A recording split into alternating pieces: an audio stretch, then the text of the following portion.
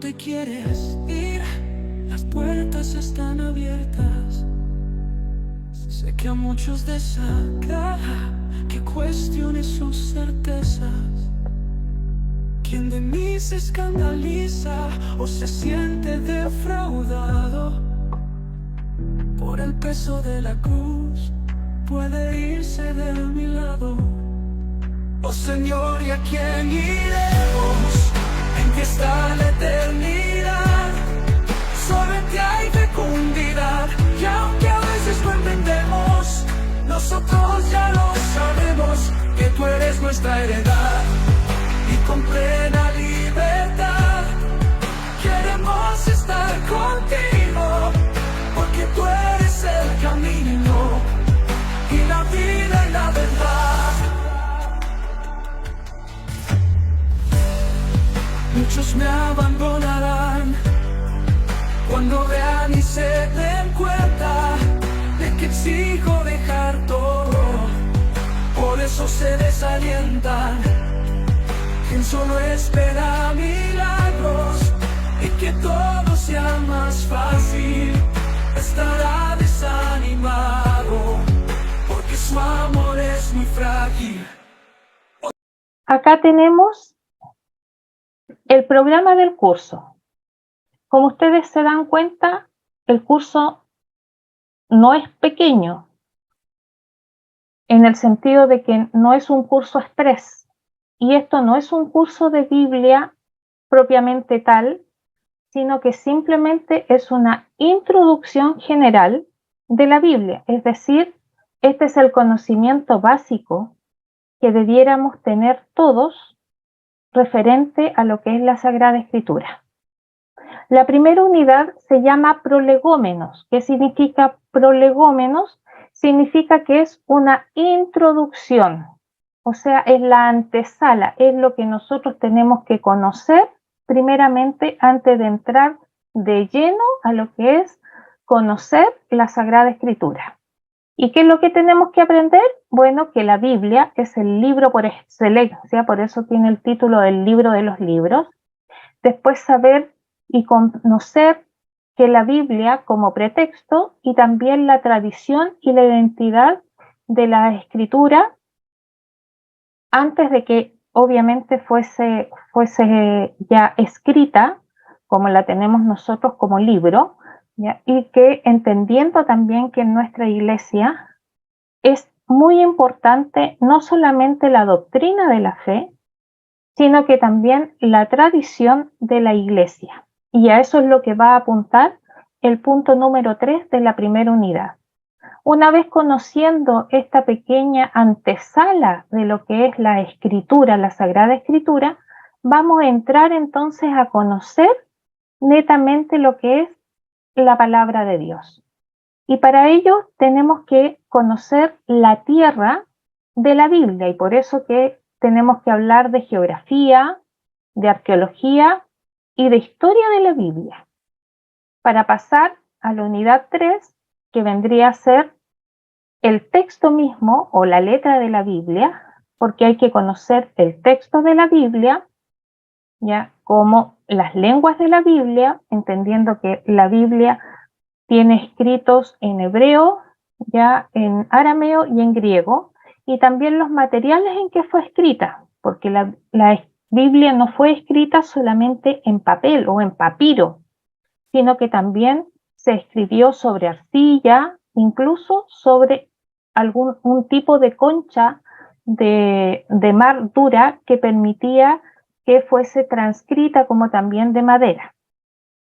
El punto número 4 es referente a la canonicidad, es decir, a la inspiración de la Biblia, porque nosotros tenemos que recordar que como Iglesia Católica nuestra Biblia consta de 73 libros, pero en cambio la Biblia que usan los hermanos separados, los hermanos protestantes, la Biblia de ellos solamente cuenta con 66 libros, porque hay 7 libros que ellos no reconocen como inspirados por Dios. Entonces, por eso que es importante que nosotros también podamos aprender y conocer no solamente cómo se forma el canon de la Biblia, que el canon quiere decir todos los libros, ya que la Iglesia consideró como inspirados por Dios y los dejó establecido como palabra de Dios infalible y salida de boca de Dios,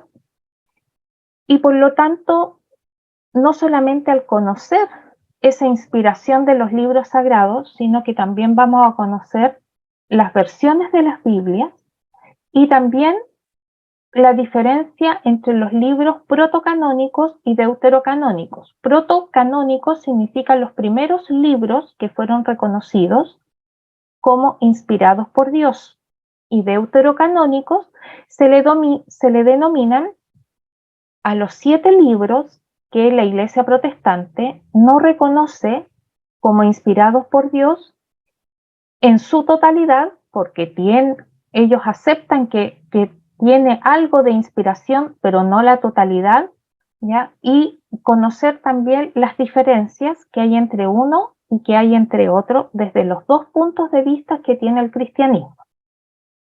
La unidad número 5 tiene que ver con la palabra de la Biblia, es decir, que aquí vamos a entrar a ver un panorama de los libros que forman tanto el Antiguo Testamento como el Nuevo Testamento.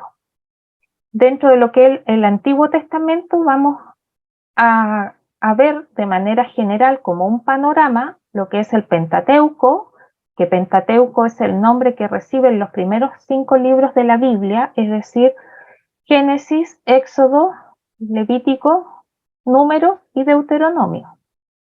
Después vienen los libros históricos, los libros proféticos, libros poéticos y los libros sapiensales.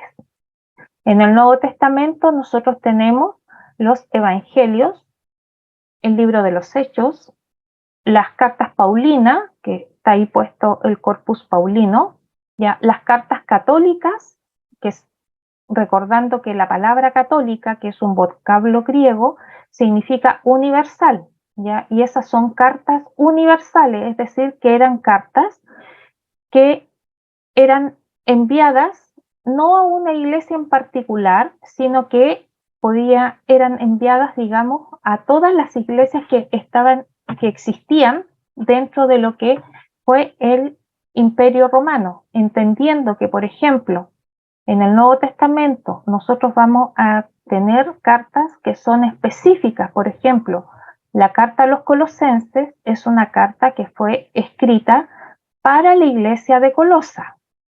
Lo mismo va a pasar con la carta de primera y segunda carta de Corintios, que fue escrita exclusivamente para las iglesias de Corinto, que estaban en Grecia. ¿Ya? Entonces, estas cartas católicas o cartas universales no tenían una iglesia o un lugar físico como único destinatario, sino que eran cartas que se enviaban a todas las iglesias que existían en lo que era el dominio del Imperio Romano. Entonces vamos a ver también las cartas de Juan, las cartas de Judas y por supuesto el Apocalipsis. Todo esto nosotros lo vamos a ver en un contexto general como panorama, es decir, vamos a saber el propósito del libro, por qué fue escrito, el autor del libro, digamos que nos van a ir dando luces, digamos, para que nosotros nos vayamos teniendo una idea general de las divisiones que tiene cada testamento. Una vez visto esto, vamos a pasar a lo que es el periodo intertestamentario, es decir, el periodo que hay entre que se escribió el último libro del Antiguo Testamento, que es Malaquías, y los años que pasan hasta que se escriben los evangelios. Y ese periodo de años intertestamentario es de 400 años aproximadamente, lo que significa que en ese periodo de 400 años hubo un silencio de parte de Dios en cuanto a la revelación y en cuanto a la palabra dada. Entonces ahí es donde van a aparecer los apócrifos del Antiguo Testamento, apócrifos del Nuevo Testamento, van a aparecer también los apócrifos de la iglesia y vamos a ver también allí los manuscritos del Mar Muerto del Qumrán, aunque estos manuscritos fueron encontrados en el año 1947, pertenecen al tiempo que se denomina como intertestamentario. Para finalmente, en la unidad 7, poder ver la vida de la Biblia, es decir, saber su inspiración, su revelación y verdad. Ver también el documento o los documentos del Concilio Vaticano II referente al valor y a la prioridad que tiene la lectura de la Biblia para nuestras vidas. Vamos a revisar también lo que la Pontificia Comisión Bíblica nos va a decir acerca del libro sagrado. Vamos a ver un poquito de interpretación bíblica y juntamente con la interpretación vamos a ver los métodos de interpretación que nos enseña nuestra iglesia para que nosotros podamos aprender a leer la Biblia, aprendamos a meditarla y aprendamos obviamente a obtener las enseñanzas que necesitamos para nuestro desarrollo espiritual.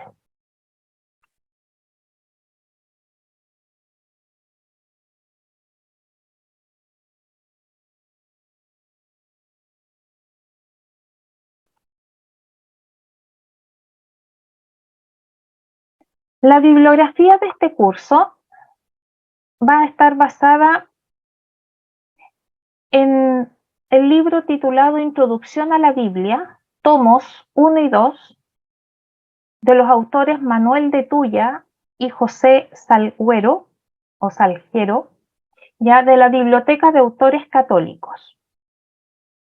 Y también está basado en la Guía de la Biblia, que es una introducción general a la Sagrada Escritura o a la Sagrada Biblia, de Jaime Vázquez Allegüe, de la editorial Verbo Divino. Con estos 3 libros se ha armado, digamos, el prospecto general, o sea, el cuerpo de este curso, y obviamente hay algunas cosas que también van a ser obtenidas desde otros libros, pero las principales, digamos, que les sirven a ustedes de referencia, si es que quieren tenerlas para poder ir estudiando o conociendo la escritura, son estos que le he puesto acá.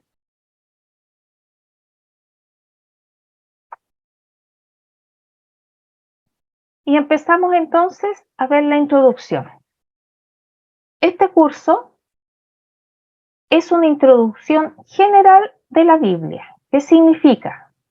Que vamos a resumir y a sintetizar el conocimiento mínimo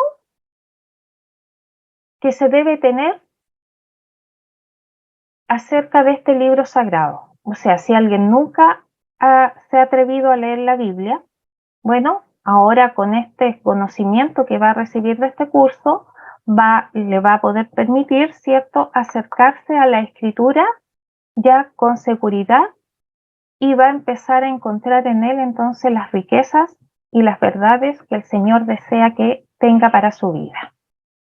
Este curso está dirigido a todo público y de cualquier edad, ya que tenga el deseo y el ánimo de poder acercarse a la Sagrada Escritura y descubrir en ella la grandeza de su mensaje. Aquí yo coloqué las palabras del Papa Francisco que dice: es necesario adquirir confianza con la Biblia, leerla, meditarla y asimilarla. Por lo tanto, el objetivo principal de este curso es justamente llegar a eso, llegar a que cada uno de ustedes pueda leerla, meditarla y asimilarla. Es decir, lo que ustedes leen, lo que el Señor a ustedes le muestre, la puedan entonces usar para su vida diaria y desarrollo espiritual. El otro propósito de este curso es ofrecer también una síntesis de una serie de manuales de introducción a la Biblia de la editorial Verbo Divino, que es una de las colecciones fundamentales para el conocimiento detallado de la Sagrada Escritura. Y obviamente cito nuevamente el libro de los Salmos, en el capítulo 119, versículo 130, que dice: la exposición de tus palabras imparte luz, da entendimiento a los sencillos. Entramos entonces a lo que es la unidad número 1, prolegómenos,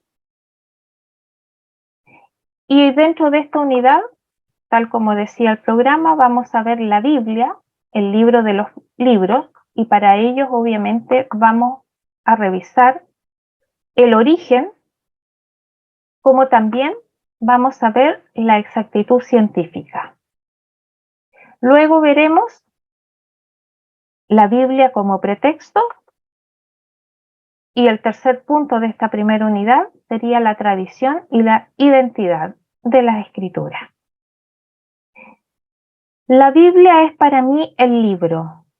No veo cómo alguien pueda vivir sin ella.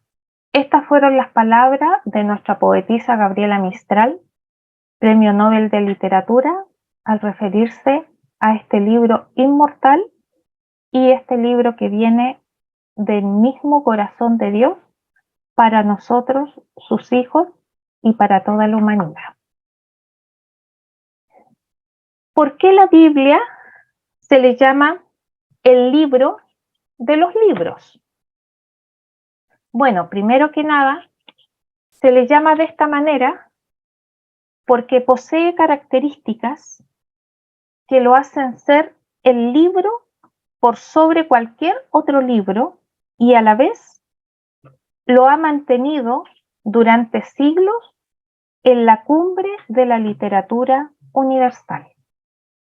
Por eso que a la Sagrada Escritura o a la Biblia se le llama el libro, o sea, no es cualquier libro.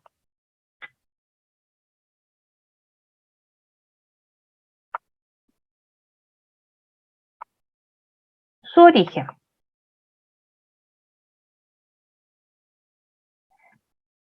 La escritura tuvo una duración, digamos, de 16 siglos en escribirse. Generalmente nosotros estamos acostumbrados que cuando un libro se escribe, el autor se pueda demorar meses o se pueda demorar años. Pero en lo que se trata la escritura del libro sagrado, este libro se demoró 16 siglos. Estamos diciendo de que desde el Génesis hasta el Apocalipsis se demoró 1600 años en escribirse.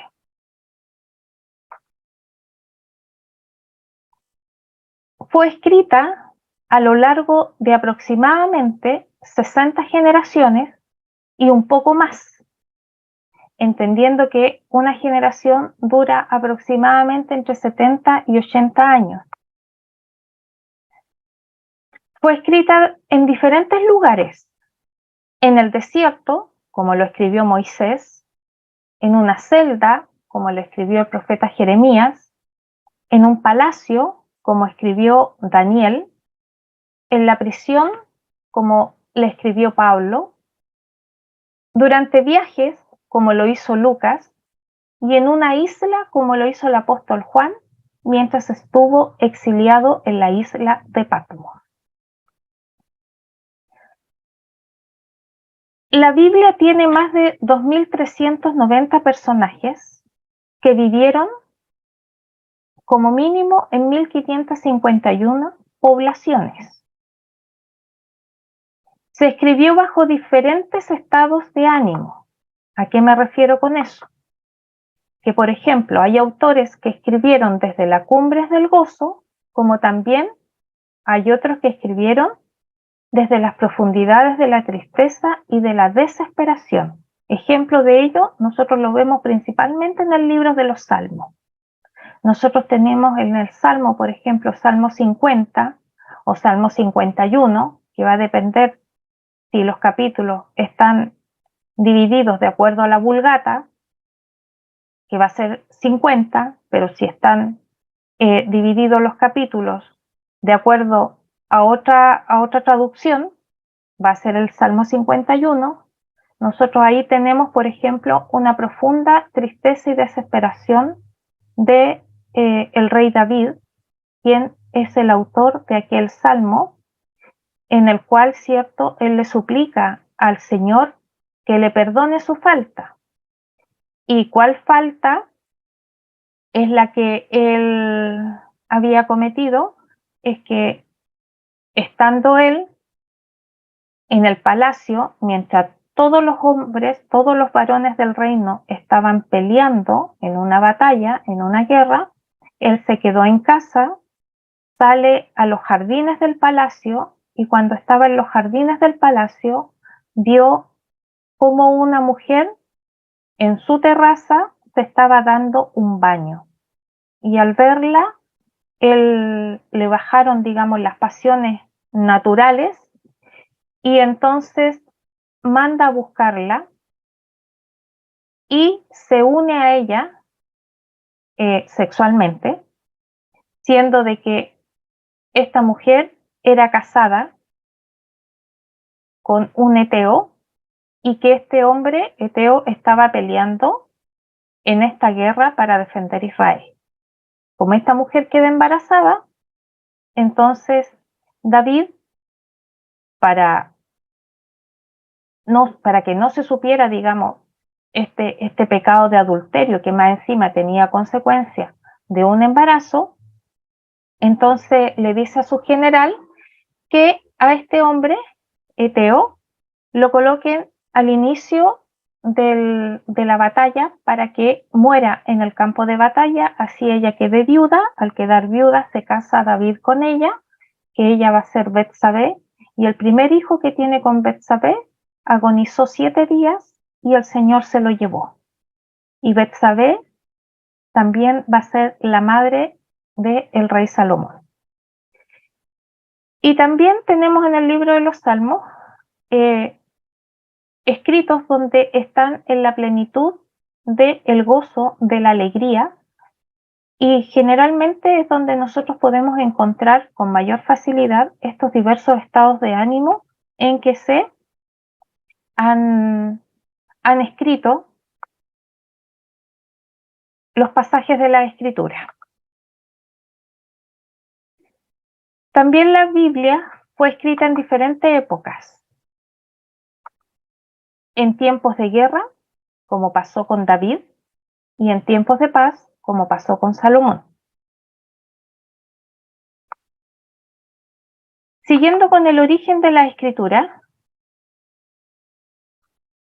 y tomando en cuenta que la Biblia fue escrita en un periodo de 1600 años, ustedes comprenderán que no hay ningún ser humano que viva tal cantidad de años, por lo tanto, esta es una Biblia que tiene más de 40 autores, siendo algunos de ellos, por ejemplo, David, que fue rey, al igual que Salomón, y Salomón también, ¿cierto?, escribe el libro de los Proverbios, el libro de Eclesiastés, ¿ya? Nehemías, que fue un copero del rey, Pablo, que fue rabino o maestro de la ley, Pedro, que fue un pescador, Lucas, que fue un médico, Moisés, fue un líder político, Mateo, un cobrador de impuestos, Daniel fue un ministro en Babilonia. Como vemos hasta acá, el Señor se valió de personas que pudiesen estar muy bien preparadas, como en el caso de Pablo, y también se valió de personas tan humildes en cuanto a formación, como lo fue el caso de Pedro, que él era un simple pescador, que no había sido formado, digamos, como lo fue Pablo. También la Biblia fue escrita en 3 continentes: en Asia, África y Europa.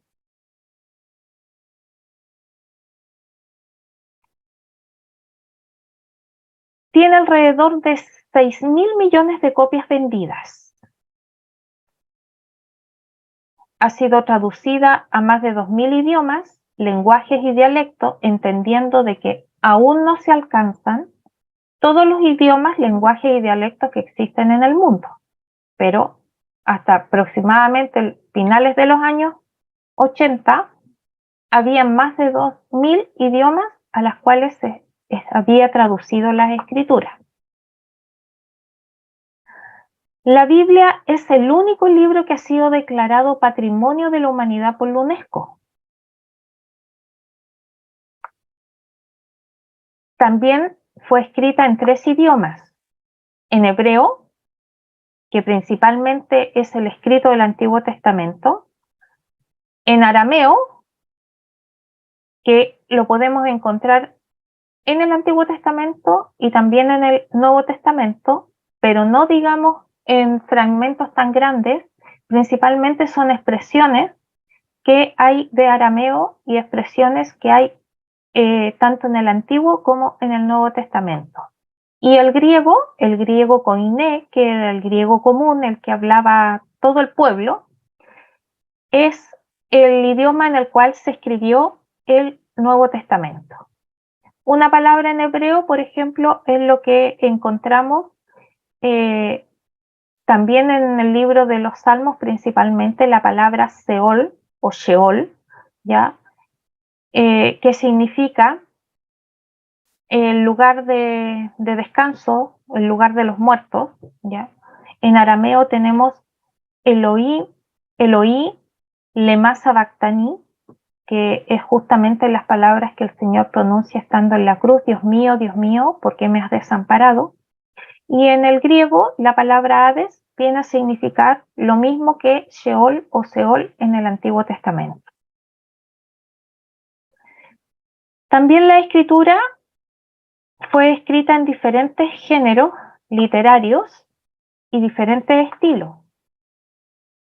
Como por ejemplo, vamos a encontrarnos con leyes, con crónicas, con poemas, con máximas, con profecías, con cartas o también lo que se denominan epístolas.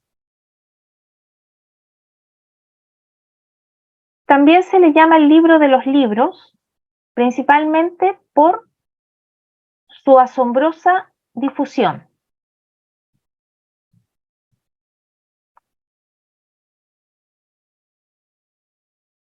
Es decir, de que la Biblia ha sido el libro más vendido a lo largo de la historia.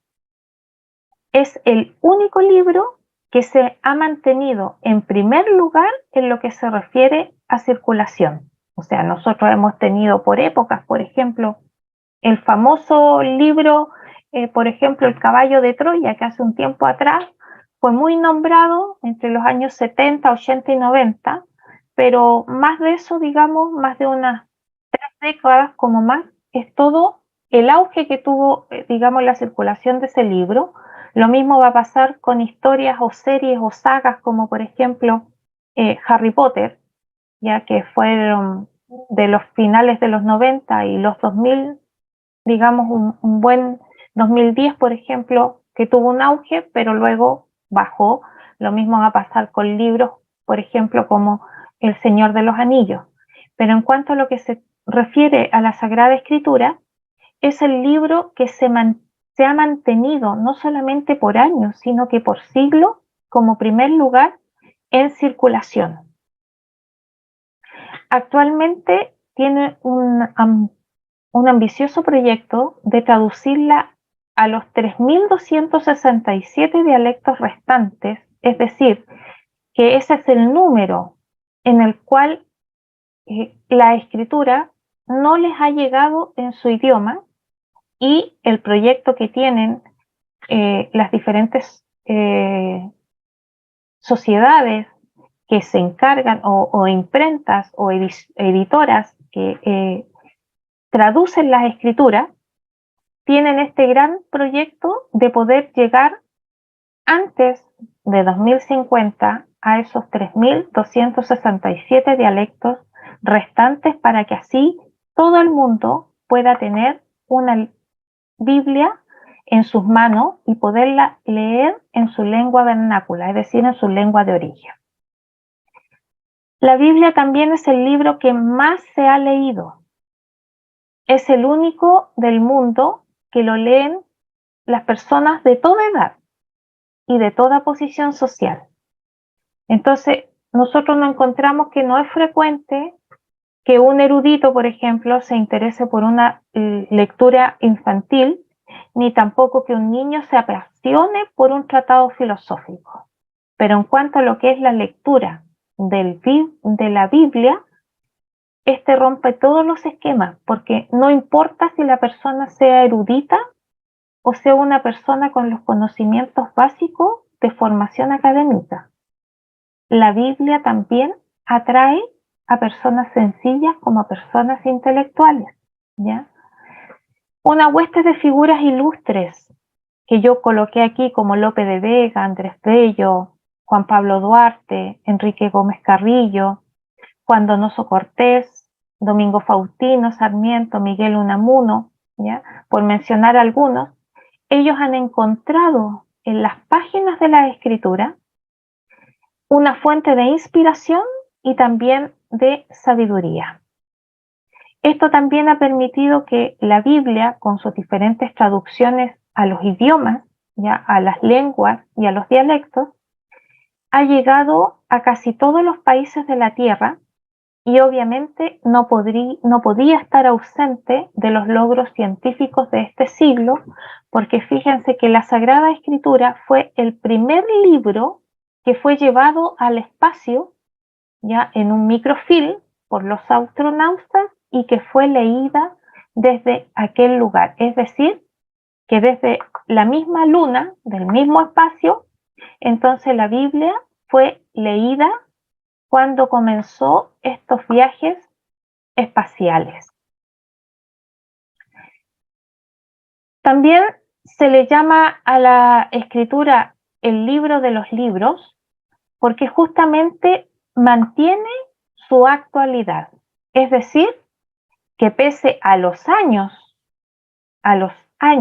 que tiene la escritura, sigue siendo actual, que nosotros la podemos usar porque tiene vigencia en la vida incluso de este siglo XXI, y esto no se puede decir de otras obras antiguas, como por ejemplo Don Quijote de la Mancha, ya Homero, y tantas novelas, digamos, que se escribieron en antigüedad. Esas lecturas, digamos, esos libros hoy día casi están olvidados, y si se llegan a leer, se le piden principalmente a los estudiantes, ya por sus profesores de literatura. Por lo tanto, todas las literaturas o todos los escritos que tenemos a lo largo de nuestra literatura universal es totalmente efímera al lado de la Sagrada Escritura, porque la Sagrada Escritura es perenne, es como el resplandor del sol que ha iluminado toda la historia de la humanidad desde que la Biblia se armó como tal, como libro, hasta ahora. También la Biblia es permanente en su actualidad porque satisface las necesidades espirituales del hombre. ¿Qué quiere decir esto? Que en las Escrituras nosotros vamos a encontrar todo lo que necesitamos para nuestro desarrollo de vida espiritual. Las cosas que se escribieron antes, para nuestra enseñanza se escribieron, dice Romanos 15. Y se cuenta, por ejemplo, que durante la Primera Guerra Mundial, un soldado, que al ponerse a leer la Escritura, se dio cuenta que aquello que fue escrito años y siglos atrás, le era pero tan presente a lo que él estaba viviendo. Y le parecía que hubiese salido de un contemporáneo, de un escritor contemporáneo. Pero en el fondo, simplemente es que la escritura nunca ha dejado de estar actualizada dentro de la historia de la humanidad. Otra de las características que tiene la Biblia, y por eso se le llama el libro de los libros, es su supervivencia. Es decir, sabemos por la historia que la Biblia ha sido prohibida a lo largo de la historia en su lectura. Ha sido quemada. Sus lectores han sido perseguidos, pero aún así ha sido resistente al paso del tiempo, como ningún otro libro. ¿Y esto por qué lo ha hecho? Simplemente se ha resistido, ha hecho resistencia a toda la oposición que ha tenido a lo largo de la historia de la humanidad, porque justamente la Biblia no es un libro que nace del corazón del hombre, sino que nace del corazón de Dios.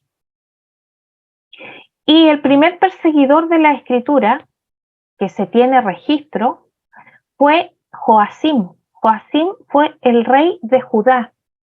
Nosotros tenemos que entender que después del reinado de Salomón, Israel se divide en dos reinos, deja de ser el reino de Israel y pasa a ser el reino del norte y el reino del sur. El reino del sur es el que se llama el reino de Judá y el reino del norte se va a quedar como el reino de Israel. Uno de los reyes del reino de Judá, que se llama Joacim, él entonces es el primero que quema los escritos del profeta Jeremías. O sea, tenemos allí el primer registro en las escrituras de un perseguidor de la misma palabra que salía de la boca de Dios. Y bueno, Jeremías va a reescribir su libro, que lleva su nombre, pero le va a agregar un capítulo más, que vendría siendo el capítulo 36. Después vamos a tener, durante la invasión griega, a Antíoco Epífanes, que va a ser un gran opresor de los judíos, ya que también dictó un decreto para quemar todos los libros sagrados, entendiendo que en ese periodo del Antiguo Testamento no estaban en un libro, sino que estaban en rollos, por lo tanto se mandaban a quemar todos los rollos. Después, dentro del Imperio Romano, Diocleciano, que va a ser un emperador que va a estar en el siglo III después de Cristo, también entonces va a dirigir una persecución en contra no solo del cristianismo, sino de la palabra de Dios, y allí muchas Biblias fueron destruidas y fueron quemadas. También la escritura tiene resistencia a la crítica destructiva. Hasta el día de hoy, la escritura no solamente ha sido perseguida en forma física, sino que también se le ha tratado de quitar autoridad, se le ha denostado, se ha ridiculizado como proveniente de Dios.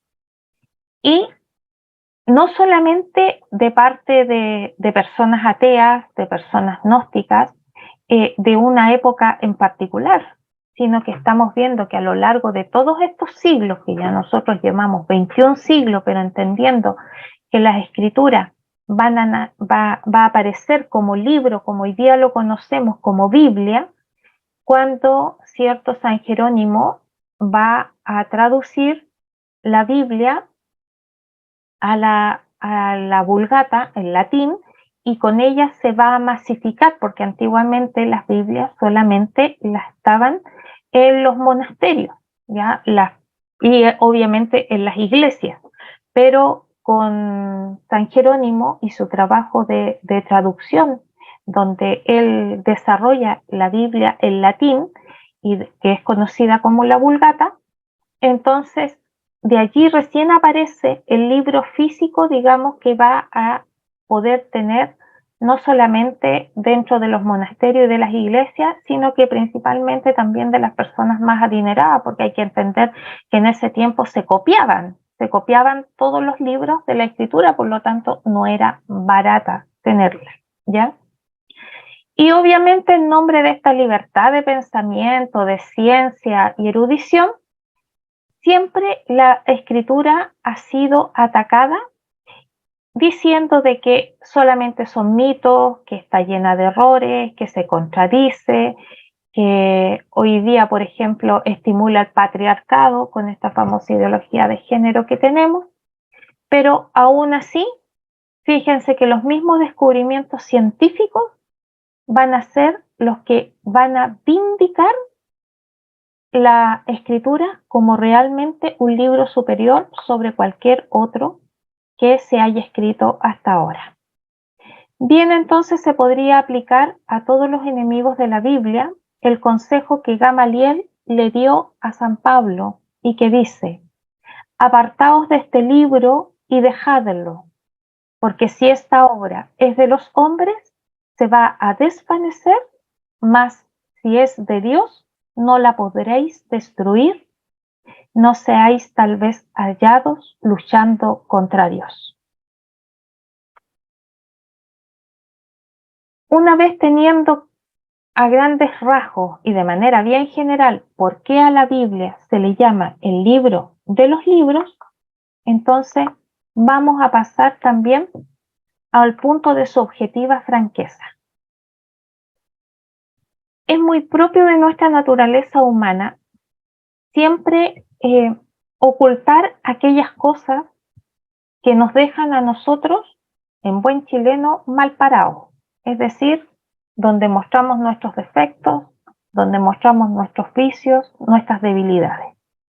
Pero la Sagrada Escritura es un libro que es demasiado franco, muchas ocasiones, porque no esconde absolutamente nada. Es decir, muestra a todos los personajes de la Escritura con sus virtudes, sus defectos y sus pecados, sean estos pecados veniales o pecados mortales, ¿ya? Dentro de ellos, por ejemplo, podemos considerar a Abraham. Abraham, por ejemplo, cuando pasa un periodo de sequía en Canaán, baja a Egipto, que era donde había alimento, y como Sara o Sarai, su esposa, era muy bella, le dice que no la va a presentar como su esposa, sino que la va a presentar como su hermana. Entonces se presenta ante Faraón y le dice que Sara era su hermana. Y nos dice la Sagrada Escritura que Faraón, al ver la belleza de Sara, se enamora de ella y le pide entonces que se quede con él en su palacio.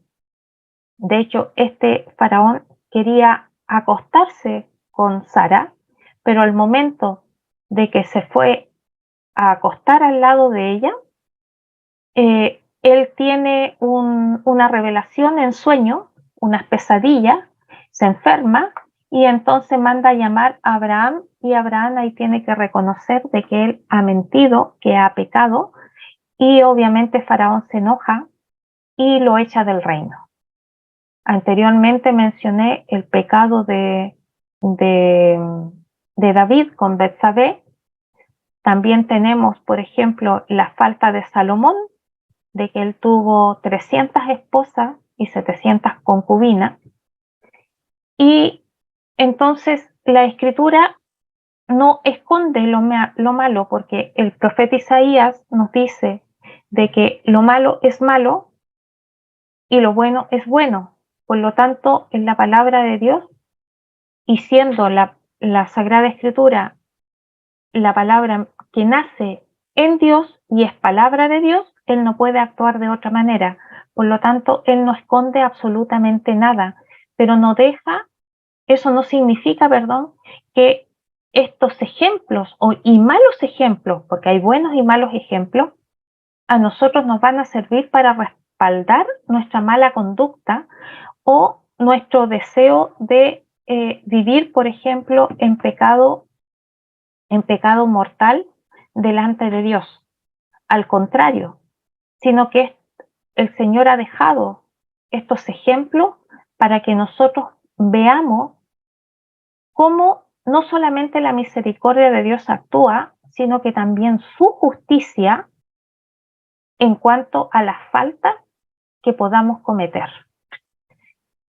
Y obviamente tenemos dentro de la Escritura hasta las mismas faltas de los apóstoles y entre medio, por ejemplo, en el libro de los Hechos, se narra, ¿cierto?, una pequeña disputa que hubo entre San Pedro y San Pablo en cuanto ellos dirigían las iglesias que estaban en Jerusalén y las iglesias que están en Antioquía, y eso también queda registrado en las Escrituras. Y también vemos que la Biblia se llama el libro de los libros por su benéfica influencia a toda la humanidad, ¿ya? Entonces, nosotros acá vamos a ver también que la Biblia va a ser la promotora de toda la influencia benéfica que nosotros conocemos en la humanidad. Por ejemplo, es impulsora de movimientos e instituciones filantrópicas.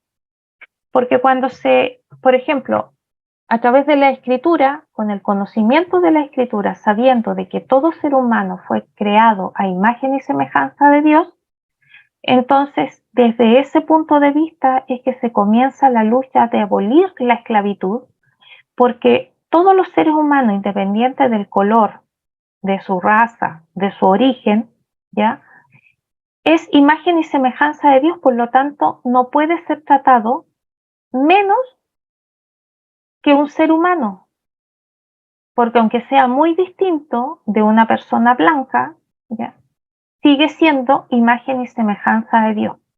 Por lo tanto, también a través de la Escritura, principalmente en el Salmo 27, cuando el Señor habla acerca del cuidado que se tiene que dar a las viudas y a los huérfanos, de los cuales Él se preocupa por sobre todas las cosas, tanto de huérfanos y de viudas, es que nacen ciertas agrupaciones que se van a dedicar a la protección de la infancia, ya a la educación de la infancia, también a los orfanatos, a atender a estos niños, digamos, que no tienen padre ni madre. Y también van a salir los asilos de ancianos, los hospitales, ¿ya? Todo aquello que signifique el cuidar, el respetar y el velar por lo que Dios ha creado, que es el ser humano hecho a imagen y semejanza de Dios. Otra de las influencias del beneficio que ha traído la lectura de la Biblia a la humanidad es que ha contribuido a que este mundo, ¿cierto?, lleve las enseñanzas de compasión a los que sufren, a desterrar la ignorancia, la superstición y obviamente a depurar las costumbres de la sociedad en los pueblos que lo leen. ¿Qué significa? De que los pueblos, por ejemplo, paganos, que tenían dioses a los cuales, por ejemplo, sacrificaban niños, como en el caso de los incas, de los mayas y de los aztecas, conocieron entonces a través de la palabra a un Dios misericordioso, a un Dios de amor que no exigía la muerte de un inocente para que Él los bendijera. Porque Dios lo único que quiere, un corazón que esté abierto, que esté dispuesto a que sea moldado por Dios mismo. Entonces, ha contribuido a mejorar la civilización. Y obviamente, la influencia que ha tenido la Sagrada Escritura en pueblos, en tribus, por ejemplo, en tribus que hay dentro del Amazonas, en tribus africanas, les ha llevado a pasar de la barbarie a la civilización.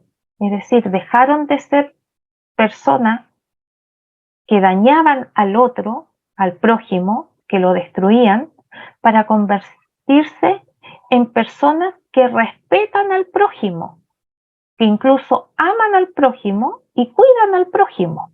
Y eso ha sido un beneficio que nosotros podemos ver a lo largo del todo desarrollo de la sociedad. Y otro de los beneficios que ha tenido la lectura de la palabra de Dios es la capacidad que tiene de transformar vidas, y que este poder de transformar vida viene por gracia divina al hombre como regalo. Sabemos que todos nosotros tenemos que cooperar en nuestra salvación, pero la gracia de Dios es la que tiene que estar por encima del hombre para que pueda actuar de forma dramática y radical.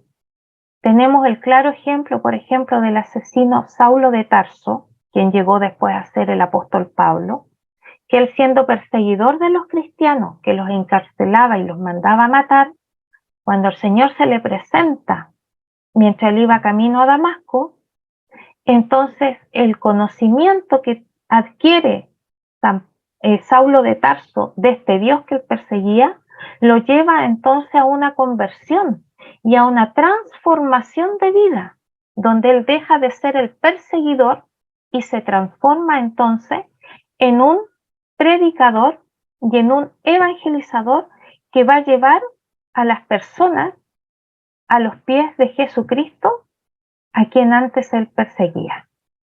La Biblia entonces ha sido la carta magna de los pobres y los oprimidos, y que la humanidad no está en posición de prescindir de ella, porque con lo poco, digamos, a grandes rasgos que se ha dicho acá, nosotros nos damos cuenta cómo la Sagrada Escritura, la palabra de Dios, ha traído un beneficio al hombre a todo nivel, no solamente en la parte, digamos, como sociedad, como iglesia, sino que también en la persona misma, en la esencia de la persona. Y eso le ha llevado a que la civilización pueda desarrollarse hasta el punto de cómo hoy día conocemos el desarrollo de la sociedad. Otro de los campos o otros de los puntos de vista con los cuales se le llama a la Biblia el libro de los libros tiene que ver netamente con su exactitud científica. Por ejemplo, en el campo de la cosmología, las estrellas, que son innumerables, es decir, que son 50 que no las podemos contar, son infinitas en número, aparecen en Génesis 15:5 y en Jeremías 33:22, que nos dicen que ellas son incontables. Pero fíjense que los astrónomos antiguos que contaron las estrellas le dieron un número en particular. 1026 les dio Hiparco, Ptolomeo 1056, Brahe 777, Kepler 1005.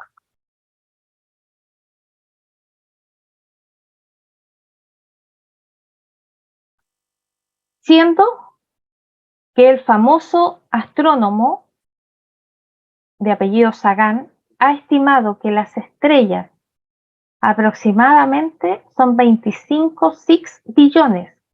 Esto quiere decir que a esos 25 usted le tiene que agregar 21 ceros.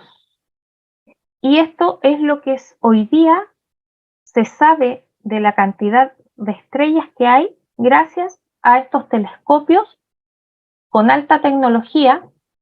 Imagínense la cantidad de ceros que hay que poner, que por eso se llama 6 billones de estrellas. Y la Biblia nos dice que no solo las estrellas son innumerables, sino que también difieren unas de otras en cuanto al brillo que ellas emanan. En 1 Corintios 15:41 dice: las estrellas difieren de una a la otra en brillantez. Por eso que cuando nosotros se nos corta la luz por los que vivimos acá en la ciudad, y salimos a mirar las estrellas, nosotros siempre nos vamos a dar cuenta que hay unas que brillan más que otras, y no se trata que estén más cerca o que estén más lejos, sino de que el Señor las hizo a unas con más brillos y a otras con menos brillos. Y tenemos que entender de que la cantidad de estrellas que las escrituras dice que son incontables, el hombre se demoró más de 20 siglos en poder lograr dar una estimación de la cantidad de estrellas que hay solamente en el espacio conocido, o sea, en la Vía Láctea, entendiendo que en el espacio, en el universo, hay más vías aparte de la Vía Láctea en la cual nosotros residimos.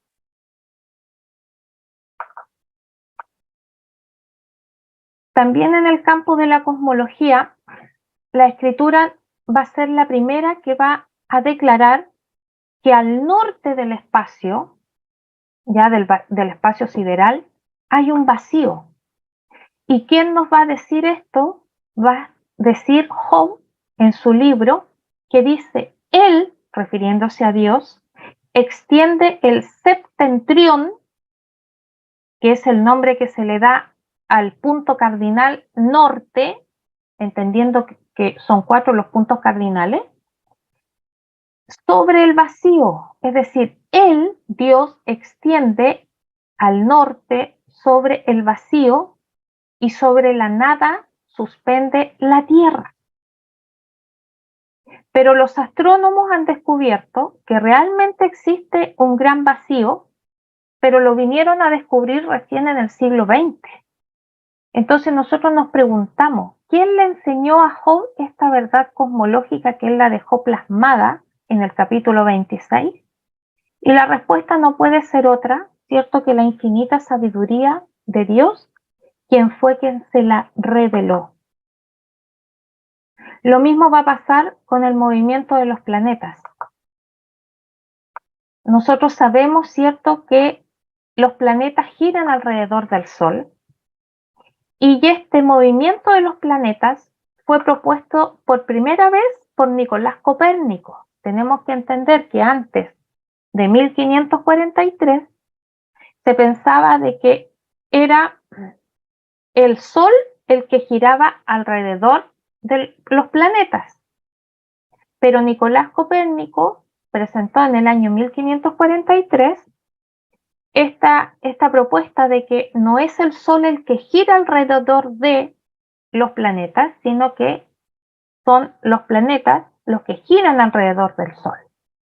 Y posteriormente Galileo Galilei, quien va a seguir desarrollando esta propuesta, va a ser castigado dentro, digamos, de los pares de su época, porque no solamente él cree en esto, sino que va a promulgar esta verdad. ¿Y esta verdad de dónde nace? ¿Por qué Nicolás Copérnico la va a presentar como una verdad absoluta? Porque al leer el libro de Job, capítulo 38, versos 31 y 32, nos damos cuenta que en ese pasaje Dios le revela a Job que los planetas se mueven. Y también en ese pasaje, nos va a hablar de la Osa Mayor, y que esa Osa Mayor que se menciona en ese capítulo del libro de Job no es otra que la Vía Láctea que nosotros conocemos. También en el campo de la astronomía vamos a ver una exactitud científica que va a validar la Biblia. ¿Y en qué la vamos a validar? ¿Cómo nos va a validar la astronomía? Primeramente, en la suspensión de la Tierra. El mismo escritor inspirado nos va a decir que sobre la nada suspende la Tierra. Y hoy nosotros conocemos que la Tierra, ¿cierto?, cuelga sobre la nada, es decir, que nada la sostiene, que está suspendido en el espacio y que más encima gira en su propio eje, lo que va a dar el movimiento de rotación, que va a dar origen al día y a la noche, es decir, a las 24 horas que nosotros tenemos en el reloj, y que también al estar suspendida y como gira alrededor del Sol, nos va a desarrollar el movimiento de traslación que nos van a dar los 365 días que tiene un año, más las estaciones. Voy a pedir por favor a la persona que tiene el micrófono abierto si lo puede apagar. Muchas gracias. Los antiguos griegos y romanos, que son una de las civilizaciones más avanzadas de la humanidad, ellos pensaban que la Tierra estaba sostenida por un Atlas, por un gigante que la sostenía en sus hombros, también por 4 elefantes que estaban parados sobre la coraza, digamos, de una tortuga. Otros creían que habían dos polos que los sostenían a la Tierra. Y incluso en la Edad Media se creyó de que la Tierra flotaba sobre el agua, siendo de que la misma escritura nos revelaba de que la Tierra está suspendida sobre la nada, cuelga sobre la nada en el espacio. Y esto, cierto, corrobora que la palabra de Dios es el libro de los libros, donde no solamente hay revelación de Dios, sino que también hay revelación científica que a ella la valida. Ahí vemos, cierto, la Tierra suspendida, como existe, y esto era lo que se creía en la antigüedad referente a cómo la Tierra estaba en el espacio suspendida. También nosotros nos vamos a encontrar con la redondez de la Tierra. Antiguamente se creía que la Tierra era plana, pero en Isaías 40:22 el Señor va a declarar al profeta de que Él, es decir, Dios, creador, está sentado sobre el círculo de la Tierra, lo cual, cierto, ya está revelando que la Tierra no es plana, sino que tiene forma de un círculo, es decir, es redonda. Por todo, cierto, es conocido hoy día de que nuestro planeta es redondo, pero esta verdad no era conocida en la antigüedad.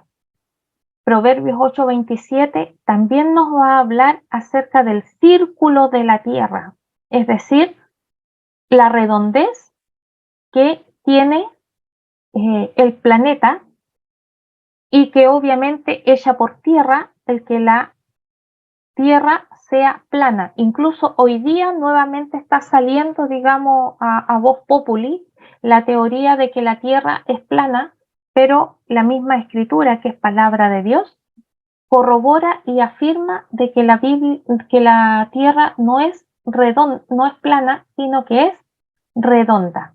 Y ahí vemos nosotros que estas verdades que fueron reveladas con tantos siglos de antigüedad, porque esto fue dicho antes de Cristo, aproximadamente unos entre 900 y 400 o 500 años antes de Cristo, más los años que tenemos nosotros después de Cristo, que tenemos, cierto, más de 2000 años. Entonces súmenme que casi 3000 años el Señor reveló que la Tierra era redonda. Por lo tanto, la palabra de Dios es el único libro en todo el mundo que está respaldado por la ciencia, es decir, que la ciencia lo valida y lo hace válido, lo hace verídico, y nos invita con esta veracidad que ella certifica y que respalda a que nosotros creamos en ella. Y por eso que la palabra de Dios no puede ser tomada como cualquier libro, sino que es el libro de los libros. Otra de las cosas que nos va a decir la astronomía tiene que ver con las medidas de la Tierra. Hoy día nosotros sabemos que la Tierra tiene sus medidas, tanto vertical como horizontal, pero también va a ser en el libro de Job, ya, donde el Señor le va a hacer una pregunta. ¿Quién le trazó sus dimensiones? ¿Tú lo sabes seguro? ¿O quién extendió sobre ella la cuerda?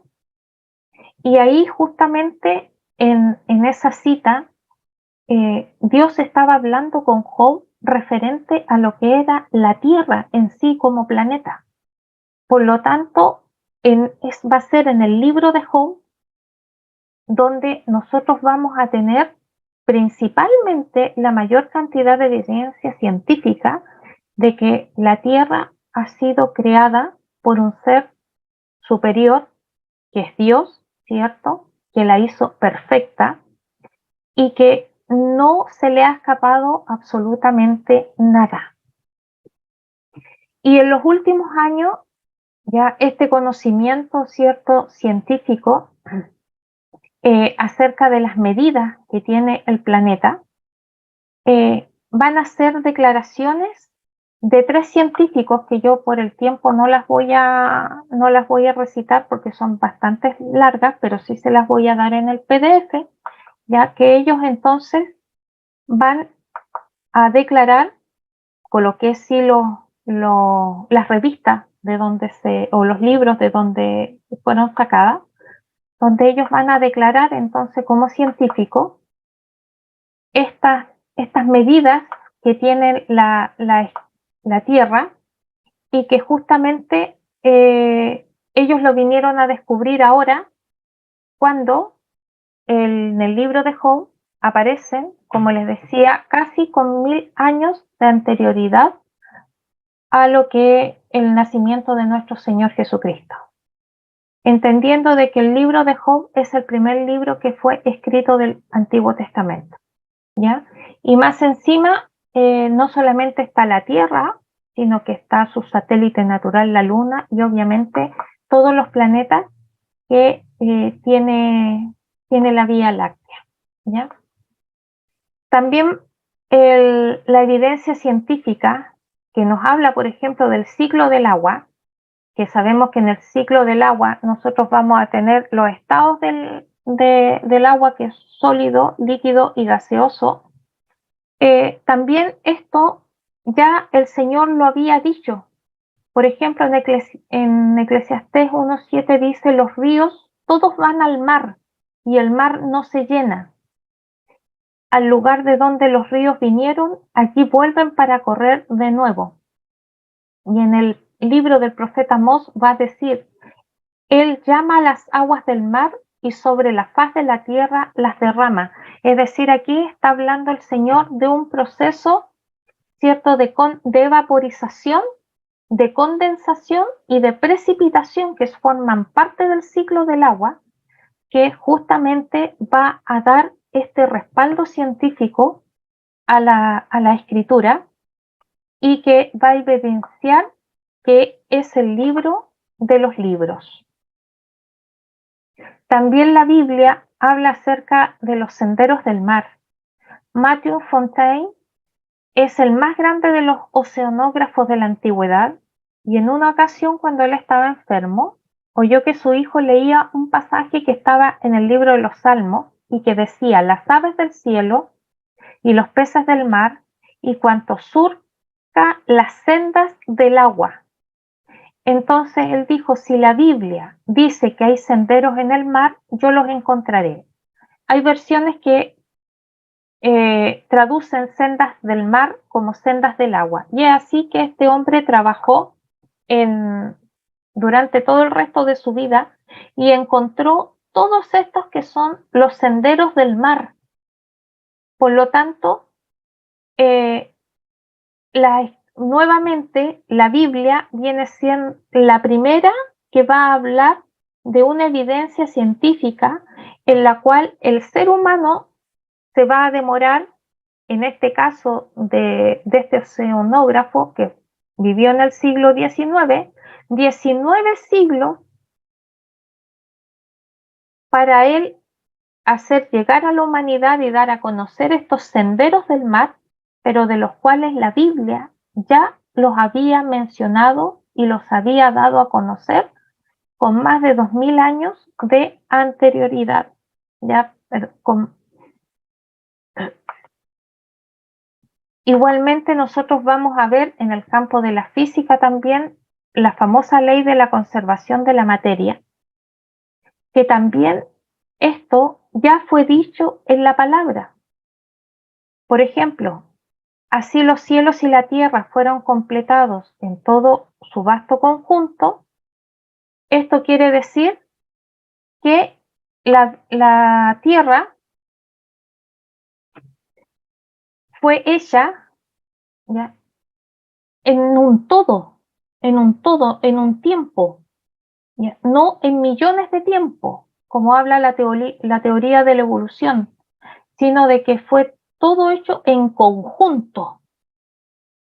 Porque la teoría de la evolución parte, cierto, de millonésimas y millones de años en los cuales se fueron generando cada cosa de lo que hoy día tenemos en la Tierra. Igualmente,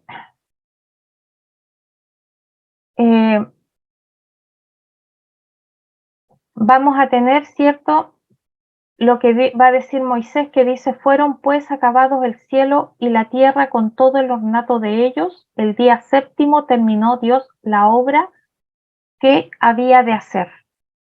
Entonces, aquí también va a ser la primera ley de física, que se llama la ley de la termodinámica, que nos va a enseñar y a demostrar que este principio de la ley de la termodinámica, que dice que la energía y la materia no se crea ni se destruye, sino se transforma, solo se transforma, que también va a dar una veracidad a la Biblia y la va a poner por sobre los libros que cualquier persona humana haya escrito durante el desarrollo de la humanidad. Esto a grandes rasgos que yo les acabo de mencionar es lo que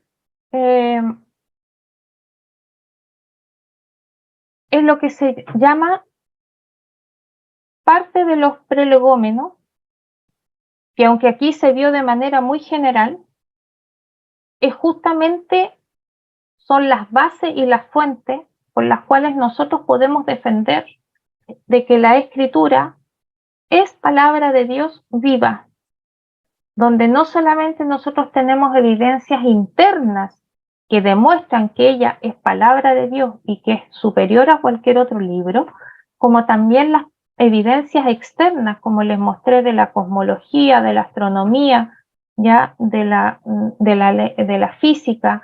Nos faltó ver, cierto, de otras áreas que las vamos a ver en la próxima clase, en las cuales ellos nos van a dar evidencias internas y externas de la primacía que tiene la Escritura por sobre cualquier libro, y por eso también es importante que nosotros las conozcamos, que nosotros las entendamos, que nosotros la comprendamos, que nosotros las busquemos y que nos alimente, porque así como vimos en la primera parte, donde decía de que él trajo beneficio a la sociedad humana, ¿ya?, sobre la empatía, porque cuando se dice que se crean hospitales, se crean orfanatos, se crean asilos, es simplemente el desarrollo de la empatía hacia el que sufre, hacia el necesitado, y que está basado en el más grande de los mandamientos, el amar al prójimo como a uno mismo.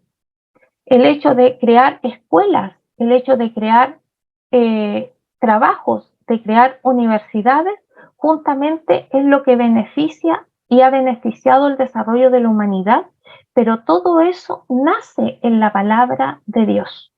Yo sé que tal vez esta primera clase fue así muy, muy teórica, donde uno, digamos, tuvo que entregarle muy poco tiempo y lo más resumido posible, para que ustedes entiendan por qué la Biblia es el libro de los libros y que no es para tenerlo arriba de un altar solamente o arriba de un velador con una lectura determinada, donde muchas veces nosotros usamos la Biblia casi como cábala, ya de que si la tenemos abierta, por ejemplo, en el Salmo 95, no nos va a pasar absolutamente nada a nosotros ni a nuestra familia. Pero ese no es el propósito por el cual el Señor nos ha dado la Biblia o su Sagrada Escritura, sino que la Sagrada Escritura, así como puse yo al comienzo en la introducción las palabras del Papa Francisco, son para leerla, meditarla y vivirla.